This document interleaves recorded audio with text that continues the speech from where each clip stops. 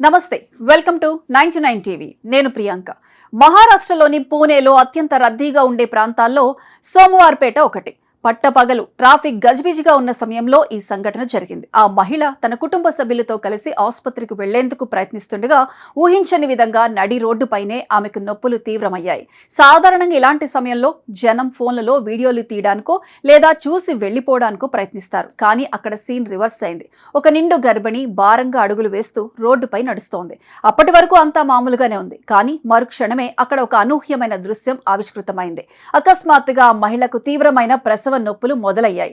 ఒక అడుగు కాదు కదా, కనీసం నిలబడలేని పరిస్థితి. ప్రాణం పోయేంత నొప్పి. చుట్టూ వందల మంది జనం, వాహనాల హారన్ల మోత. ఏం చేయాలో తెలియని దిక్కుతోచని స్థితిలో ఆ మహిళ రోడ్డు పక్కనే కుప్పకూలిపోయింది. ఆమె పడుతున్న నరకయాతన చూసి అటుగా వెళుతున్న వారు ఒక్క క్షణం నిశ్చేష్టులయ్యారు.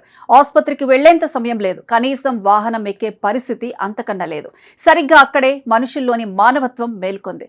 పురిటి నొప్పులతో విలవిల్లాడుతున్న ఒక మహిళ బాధను చూసి అక్కడున్న స్థానిక మహిళలు ఒక్కటయ్యారు. ఎవరూ చెప్పకుండానే, ఏ పిలుపు రాకుండానే వారంతా ఒక రక్షణ కవచంలా మారిపోయారు. చేతిలో ఉన్న చీరలను అడ్డుగా పట్టుకొని ఆ రద్దీ రోడ్డుపైనే ఒక తాత్కాలిక ప్రసవ గదిని ఏర్పాటు చేశారు. నాగరిక సమాజంలో నిగర్వంగా నిలబడ్డ ఆ మహిళ చొరవ నిజంగా అద్భుతం.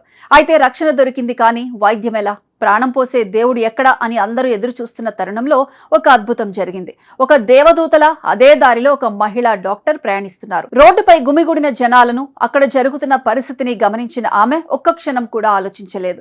తన కారు ఆపి వెంటనే ఆ గర్భిణి వద్దకు పరిగెత్తుకుంటూ వచ్చారు. పరిస్థితి అత్యంత విషమంగా ఉంది. ఆసుపత్రికి తరలించే అవకాశం లేదు. ఎటువంటి మెడికల్ ఎక్విప్మెంట్ అందుబాటులో లేకపోయినా ఆమె ఏమాత్రం తడబడలేదు. రోడ్డు పక్కన ఉన్న దుకాణాల నుండి వేడి నీళ్లు, శుభ్రమైన వస్త్రాలు తెప్పించి అత్యంత చాకచక్యంగా ప్రసవం చేశారు. ఆ డాక్టర్ తన దగ్గరున్న పరిమిత వనరులతోనే ఆ రద్దీ రోడ్డుపై ఆ చీరల చాటున యుద్ధం మొదలుపెట్టారు. ఒక పక్క ట్రాఫిక్, మరో పక్క ఉత్కంఠ, ఇంకో పక్క ఆ తల్లి ఆక్రందన. ఆ డాక్టర్ సమయస్ఫూర్తి, స్థానిక మహిళల సహకారం వెరసి కొన్ని నిమిషాల ఉత్కంఠ తర్వాత ఆ ప్రాంతమంతా ఒక్కసారిగా చిన్నారి ఏడుపుతో ప్రతిధ్వనించింది. అవును, మృత్యువు అంచున ఉన్న ఆ తల్లి సురక్షితంగా ఒక పండంటి బిడ్డకు జన్మనిచ్చింది. ఆ క్షణం అక్కడ ఉన్న వారందరి కళ్లల్లో నీళ్లు తిరిగాయి. రోడ్డుపైనే పుట్టిన ఆ చిన్నారిని చూసి స్థానికులు ఆనందంతో మురిసిపోయారు. వెంటనే తల్లిని, బిడ్డను సమీపంలోని ఆసుపత్రికి తరలించారు. ప్రస్తుతం వారిద్దరూ క్షేమంగా ఉన్నారు. ఈ వార్త సోషల్ మీడియాలో దావానంలా వ్యాపించింది. సమయానికి స్పందించి ప్రాణాలు కాపాడిన ఆ డాక్టర్ను, అండగా నిలిచిన మహిళలను యావత్ దేశం కొనియాడుతోంది. ఆపదలో ఉన్నప్పుడు కులం, మతం, ప్రాంతం చూడకుండా చేయూతనిచ్చే ఇలాంటి మనసున్న మనుషులు ఉన్నంత కాలం మానవత్వం బతికే ఉంటుంది.